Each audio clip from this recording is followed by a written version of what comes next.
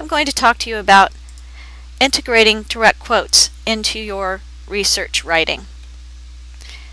Integrating source material into your sentences is key to synthesizing others' ideas and information with your own. Evidence drawn from sources should back up your conclusions, not be your conclusions. You don't want to let your evidence overwhelm your own point of view. To keep your ideas in the forefront, you do more than merely present borrowed material. You introduce and interpret it as well. So when you are formulating a paragraph in academic writing, you should have a topic sentence that addresses whatever topic you're addressing in a paragraph. You should have some comments about that. If you use a direct quote in it, you need to put it somewhere in the middle. You shouldn't really introduce paragraphs or end paragraphs with direct quotes, because then you're letting somebody else speak for you. You should be using direct quotes only for evidence for the point that you're making in your paragraph. So I'm going to show you some specifics for this. Introducing borrowed material. Always introduce a summary, a paraphrase, or a quotation by identifying it and providing a smooth transition between your words and ideas and those of your source. In the following passage, the writer has not meshed the structures of her own and her source's sentences. One editor disagrees with this view, and a good reporter does not fail to separate opinions from facts. In the revision below, the writer adds words to integrate the quotation into her sentence. One editor disagrees with this view, maintaining that a good reporter does not fail to separate opinions from facts. Now, there's a few things that I want to point out here. This quote is introduced, and there's a good verb that introduces it. There's quote marks around the direct quotation. So notice that the quote marks start here and end here before the citation. The citation goes in the parentheses. This, of course, is the author's last name, Lyman, and 52 is the page number. The period goes on the outside here.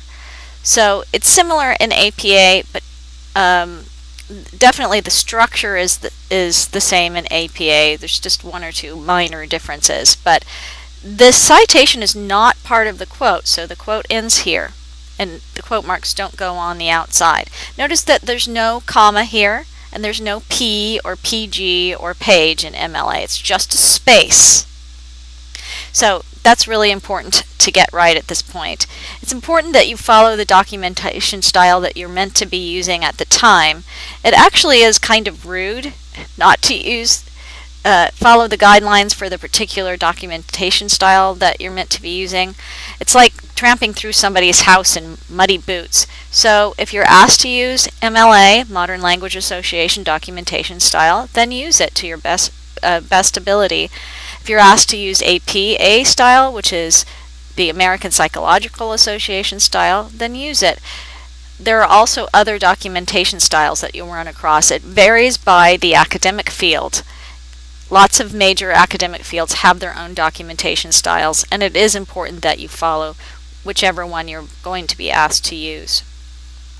Okay, here's some more important things. To mesh your own and your source's words, you may sometimes need to make a substitution or addition to the quotation, signaling your change with brackets. And you might do this because you need to change the tense from past to present or present to past and so on. Adding words. The tabloids of England are a journalistic case study in bad reporting, claims Lyman. Now here we have the addition of England. These are extra words that have been inserted here. They go in brackets, and anybody who knows MLA style knows that words in bracket means that you added something for clarity. Now, comma, claims Lyman. This is a signal phrase. A signal phrase signals that a quotation. Just like in dialogue, you'll see, Harry said, comma, quote mark, I am hungry, period, end quotes. So that's a signal phrase. It's signaling that there's a quote, and usually uses an active verb like claims. This is the author's last name. It's part of the signal phrase here, and so it's not, the name isn't included inside the parentheses. Now, you should have some kind of page number or paragraph number for every single citation. Even if it's an electronic source or a website, use a paragraph number. They're not all going to be marked, but just count them up yourself. That way, when somebody looks up the source that you're using, he or she will know exactly where to look. You should direct your reader to that original source as closely as possible. This is the verb form has been changed to present tense.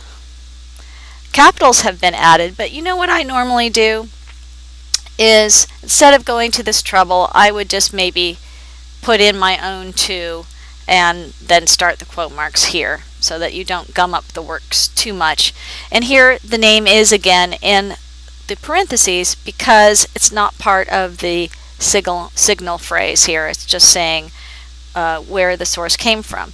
One of the things that confuses students is if you're using a source that is either from some kind of website that represents an organization like a government organization or an advocacy organization like a .org, or sometimes newspaper articles don't have author names, then what do? Well, what you do is instead of using the author name in the citation, you list it by whatever is in your works cited page, which we will go over in a separate podcast.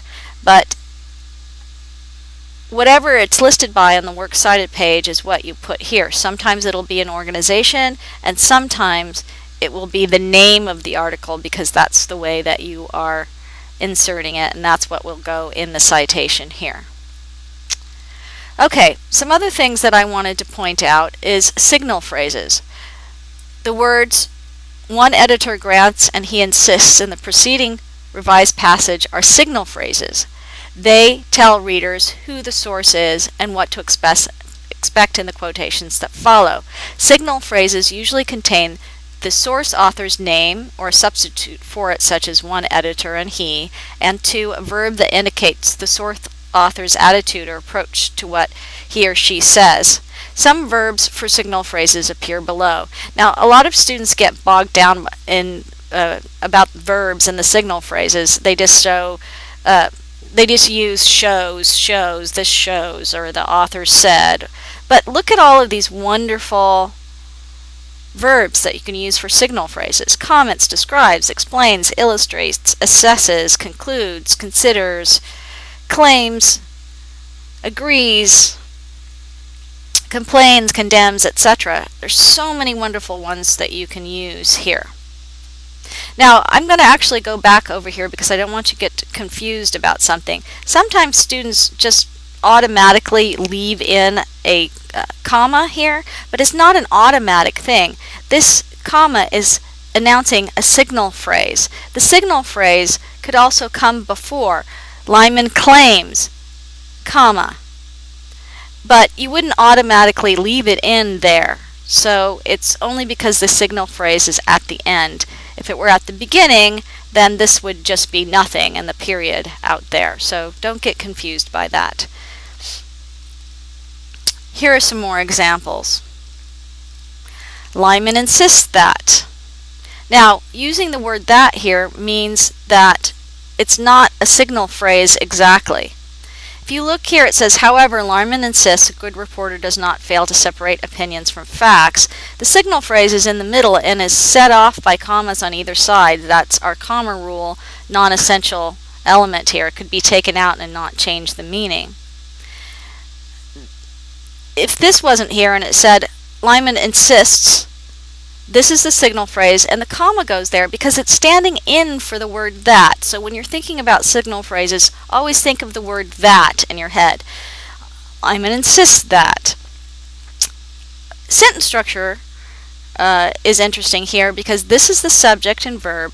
This is a complex sentence structure. This is the subject, this is the verb, and then this is a subordinating conjunction that's announcing another clause here. So that's why the word "that" is there. But we've reduced it down to just a comma, which is okay. The comma stands in for the word "that." Okay. Another principle I want you guys to get from this is learn how to integrate direct quotes into your own sentences so that you have these signal phrases. Don't just dump them in there whole. You need to integrate quotes into your own sentences. That's very important.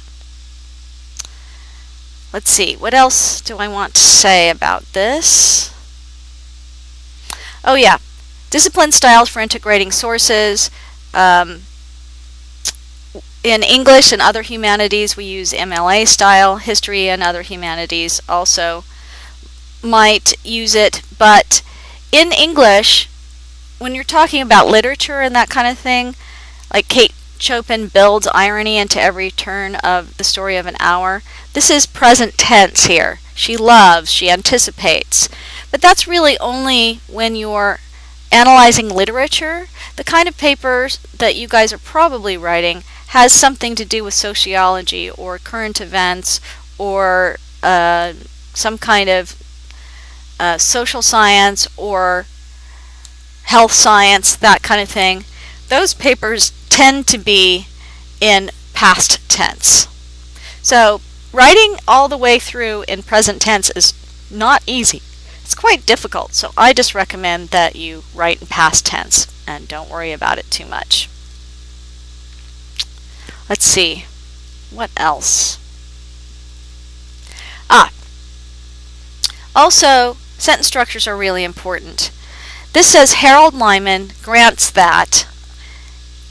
For some reason, this really confuses students when you're asked to put in information about the source. It's the author's name, a mention here of the source that is being used.